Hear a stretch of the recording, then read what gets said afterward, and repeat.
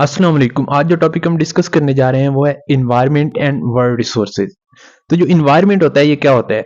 Environment दो part से मिलकर बनता है, ठीक है। एक होता है नॉन लिविंग फैक्टर्स और दूसरे होते हैं नॉन लिविंग फैक्टर्स।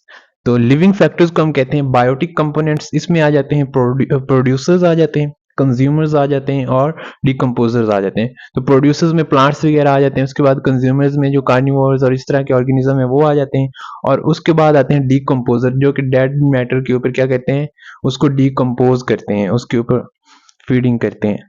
इसके बाद आ जाते हैं एबायोटिक कंपोनेंट्स। एबायोटिक कंपोनेंट्स कौन से होते हैं? नॉन लिविंग जो कंपोनेंट्स हैं, जो नॉन लिविंग फैक्टर्स हैं, उनको कहते हैं एबायोटिक कंपोनेंट्स। इसमें आ जाती है लाइट, वाटर, सोयल, एयर और फायर, टेम्परेचर। ये सब जो फैक्टर्स हैं ये क्या है? ये है नॉन लिविंग फैक्टर्स, ठीक है। तो जो लाइफ होती है वो किसी वैक्यूम में एग्जिस्ट नहीं करती, वो कहते हैं। तो क्या कैसी लाइफ एग्जिस्ट करती है? जब लिविंग और नॉन लिविंग जो कंपोनेंट्स हैं इनके इंट्रैक्शन से क्या होती है? लाइफ वजूद में आती है, ठीक है। तो यहाँ पे उन्होंने एग्जांपल दी है प्लांट्स की, जो उनका इंटरेक्शन हो रहा होता है इन्वायरमेंट के साथ, मतलब नॉन लिविंग कंपोनेंट्स के साथ। वो कैसे? वो जो प्लांट्स जो हैं वो क्या है? लिविंग ऑर्गेनिजम्स हैं। तो वो क्या करते हैं, जो सोयल से क्या लेते हैं? मिनरल लेते हैं और वाटर, और जो उनके अंदर क्लोरोफिल होती है वो सनलाइट एब्जॉर्ब करती है। तो इस तरह क्या होता है, उनके अंदर फोटोसिंथेसिस का अमल होता है।